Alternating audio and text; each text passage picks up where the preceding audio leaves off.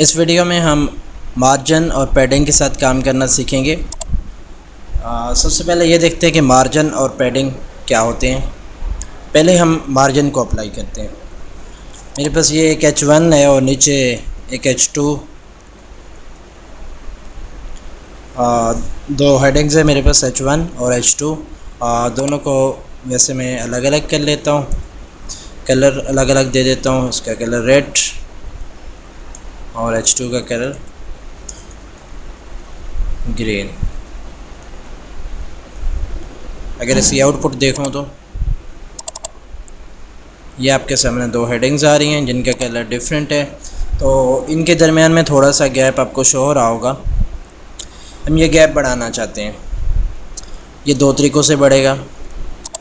एक तो मैं इसमें मार्जिन, ये देखें मार्जिन में हमारे पास सिंपल मार्जिन की एक कमांड है। एक margin bottom, margin right, top और लेफ़्ट, चारों तरफ से आप डिफरेंट मार्जिन भी दे सकते हैं। और एक मार्जिन जो आप अगर सिर्फ मार्जिन यूज़ करेंगे तो तमाम साइडों पे मार्जिन अप्लाई होगा। इसमें जो आप वैल्यू देंगे वो टॉप, राइट, बॉटम और लेफ़्ट तमाम के लिए आप इकट्ठी वैल्यू भी दे सकते हैं। तो मार्जिन में अगर मैं जस्ट 50px लिखता हूँ कि 50px का मार्जिन होना चाहिए H1 के इर्द गिर्द, वो पेज रिफ़्रेश करता हूँ तो ये देखें H1 के राइट, लेफ़्ट, बॉटम और हर तरफ से 50px का मार्जिन आ गया है। अगर मैं इसको चेक करना चाहूँ तो यहाँ पे राइट क्लिक करके इंस्पेक्ट एलिमेंट करूँ और ये मेरे पास सेलेक्टर है, सेलेक्टर को इस पे लेके जाऊँ तो आप देख सकते हैं। मैं इसको अगर जूम इसका ख़त्म करूँ, जूम कम करूँ इसका, तो आप देख सकते हैं ये राइट, लेफ़्ट, टॉप, बॉटम पे जो लाइट येलो कलर आ रहा है ये हमारे पास मार्जिन है। ये देखिए हर साइड से इक्वलेंट है, बराबर बराबर शो हो रहा है। तो ये चीज़ हमारे पास मार्जिन होती है। तो जब दोनों एलिमेंट्स के साथ हम मार्जिन अप्लाई करते हैं तो वो एक दूसरे से दूर हो जाते हैं, दरमियान में एक गैप पैदा हो जाता है। और पैडिंग क्या होती है, अगर मैं इसमें पैडिंग लगा दूँ, 50px पैडिंग भी दे दूँ और 50px मार्जिन भी दे दूँ, पेज को रिफ़्रेश करूँ तो अब आप देख सकते हैं कि यहाँ पे आपके सामने मल्टी कलर शो हो रहे हैं। तो एक ये आपके सामने कलर शो हो रहा है, ये पैडिंग की निशानी है ये वाला कलर, और इसके बाहर जो दूसरा कलर आपको शो हो रहा है ये मार्जिन की निशानी है। तो इस वक्त आपके जो एलिमेंट है, जो आपका टेक्स्ट लिखा हुआ है, वो ये लाइंस जो आपको नज़र आ रही हैं, यहाँ पे कर्सर खड़ा है जिस लाइन पे, ये आपके कंटेंट एरिया है। कंटेंट एरिया के बाहर आपने जो पैडिंग अप्लाई की तो फर्स्ट पे आपकी पैडिंग शो हुई और उसके बाद आपका मार्जिन शो हुआ। तो दोनों का मकसद तो गैप पैदा करना ही है। तो फिर हम क्यों दोनों को अलग अलग यूज़ करते हैं, या इन दोनों में फ़र्क क्या है।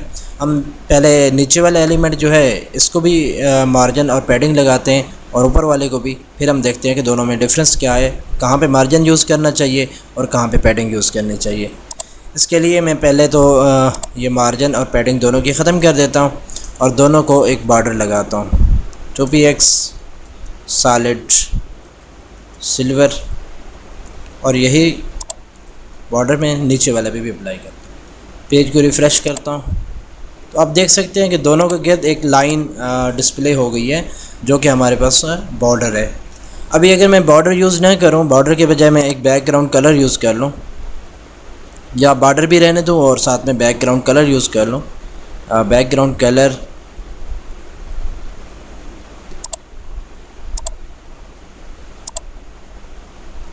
ये मेरे पास एक बैकग्राउंड कलर आ गया और नीचे इसका भी बैकग्राउंड कलर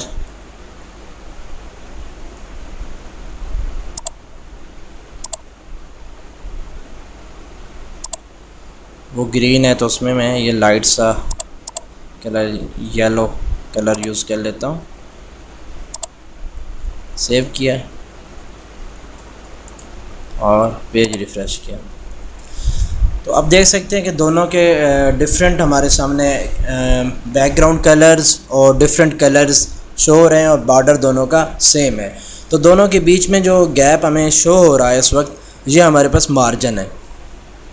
और ये बाय डिफ़ॉल्ट तमाम हेडिंग्स और पैराग्राफ के साथ एक डिफ़ॉल्ट में मार्जिन आता है, ये वो वाला मार्जिन है। अगर इस वक्त मैं इसके ऊपर यहाँ पे मार्जिन 0 कर दूँ और नीचे वाले को भी मार्जिन 0 लिख दूँ और पेज को रिफ़्रेश करूँ तो आप देख सकते हैं कि दोनों आपस में एक दूसरे के साथ मैच हो गए हैं, दोनों के बीच में कोई भी गैप नहीं है। ये चीज़ मार्जिन होती है। अभी अगर इसके मैं मार्जिन टॉप लगाऊं, मार्जिन टॉप 100 px और मार्जिन बॉटम 0, पेज को रिफ़्रेश करूं तो ये देखें टॉप से इसने 100 px छोड़ा, उसके बाद ये वाला एलिमेंट बना और बॉटम में मैंने 0 लिखा था तो बॉटम में दूसरा एलिमेंट बिल्कुल इसके साथ जोड़ा हुआ है। अब अगर ये दूसरा एलिमेंट जो नीचे वाला है मेरे पास, इसका मैं मार्जिन टॉप लगाऊं तो भी इन दोनों एलिमेंट्स के दरम्यान में गैप आ जाएगा, या ऊपर वाले एलिमेंट जो ये मेरे पास शो हो रहा है इसका मार्जिन बॉटम लगाऊं तो भी दोनों में गैप शो हो जाएगा। तो मैं इसमें मार्जिन बॉटम लगा लेता हूँ, top 0, margin bottom 10 px, page refresh किया तो सॉरी मार्जिन बॉटम इसमें सॉरी ये हम H2 पे लगा रहे हैं। H2 हमारे पास ये वाला एलिमेंट है, इसके हम मार्जिन टॉप लगाएंगे तो फिर टॉप वाले एलिमेंट और इसके दरमियान में एक गैप आएगा। बॉटम में लगाया तो बॉटम का मतलब ये है कि नेक्स्ट जो हम एलिमेंट बनाएंगे उस एलिमेंट और इस हेडिंग के दरमियान में ऑटोमेटिकली गैप आएगा, वो वाला गैप ये बॉटम होगा। बॉटम को हमने 0 रखना है और टॉप को 10 px। रिफ़्रेश किया तो आप ये देखें कि दोनों के बीच में जो गैप पैदा हुआ है ये मार्जिन है। अभी अगर टॉप वाले इसके टॉप पे मार्जिन लगाया तो ये मार्जिन शो हो रहा है, अभी टॉप वाले एलिमेंट के बॉटम पे भी मार्जिन लगा दूं तो ये मार्जिन डबल हो जाएगा। ये मार्जिन बॉटम में इसमें 50 px कर लेता हूँ, पेज रिफ़्रेश करें तो ये देखें इसमें गैप काफ़ी ज़्यादा आ गया है। अब अगर मैं इसको राइट क्लिक करके इंस्पेक्ट एलिमेंट करूं और यहाँ से एलिमेंट को सिलेक्ट करूं तो ये देखें ये इसका आपके सामने शो हो रहा है मार्जिन, और ये आपके पास नीचे वाला है, इसके साथ देखें आपका कम मार्जिन शो हो रहा है। ये आपके सामने जो कलर है येलो और लाइट येलो कलर, ये इसका मार्जिन है। अब पैडिंग क्या होती है, अभी हम इन पे पैडिंग अप्लाई करते हैं। पैडिंग 20 px, H1 के साथ मैंने पैडिंग 20 px शो की लगाई।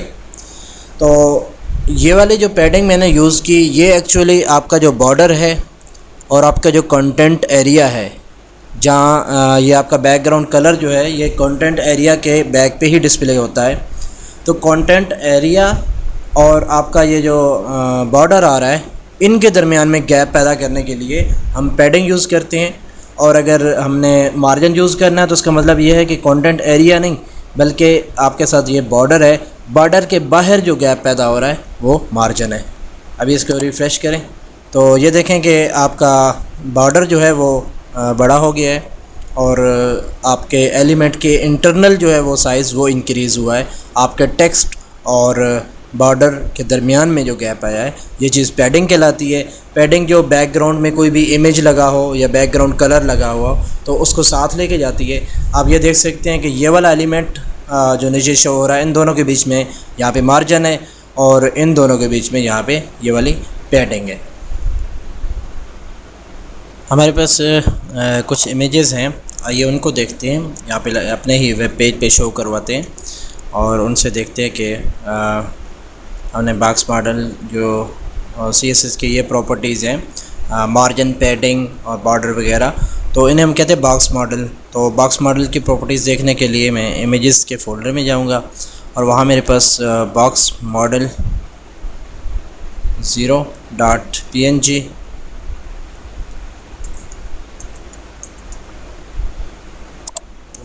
.png, model 1, 2 and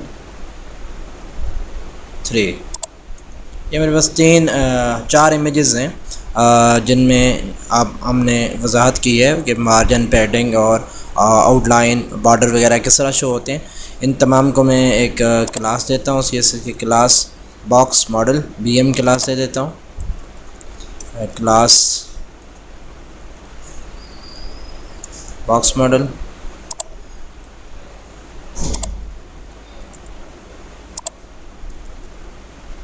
box model. और यहाँ पे मैं बॉक्स मॉडल में इनकी विड्थ जो है वो फिक्स कर लेता हूँ। विड्थ जो है वो 50% शो होनी चाहिए, पेज के ऊपर 50%। इसी तरह मार्जिन लेफ़्ट 25%, मतलब विड्थ 50% होनी चाहिए और लेफ़्ट की तरफ से 25% का मार्जिन होना चाहिए। तो तमाम चीज़ें बाय डिफ़ॉल्ट लेफ़्ट की तरफ अलाइन होती हैं, तो जब लेफ़्ट की तरफ 25 px हम मार्जिन लगाएंगे तो ये मिडल में आ जाएंगे तमाम इमेजेस ऑटोमेटिकली। पेज को रिफ़्रेश करें, ये आपके सामने। सबसे पहले आप देख सकते हैं कि इसको मैं अगर 70% कर दूं और यहाँ पे 15% मार्जिन लगा दूं तो इमेजेस थोड़े बड़े होके आपको नज़र आ जाएंगे। सबसे पहले आप देखिए कि आपके पास ये एलिमेंट सेंटर, कंटेंट सेंटर में आपको शो हो रहा है जो ग्रीन कलर में। तो आपका एलिमेंट जो भी होता है, एलिमेंट का मतलब कोई कंटेंट आपके, ये जो आपने लिखा हुआ ये सारा आपको यहाँ पे शो होता है, ये जो ग्रीन कलर में आ रहा है। सेम दूसरे में देखें तो ये कंटेंट का एरिया जो वाइट कलर में आ रहा है। इसी तरह ये कंटेंट में इसने बताया 1270 × 628, जो आप हाइट विड्थ रखते हैं वो यहाँ पे ये वाला एरिया आपका कंटेंट का कहलाता है। लास्ट में आप इसमें देख सकते हैं ये आपके सामने कंटेंट का एरिया है। अब दूसरे नंबर पे आपने जो पैडिंग जितनी भी लगाई होती है, राइट, बॉटम, लेफ़्ट और टॉप, यहाँ पे तमाम इक्वलेंट इन्होंने लगा के दिखाई हुई है।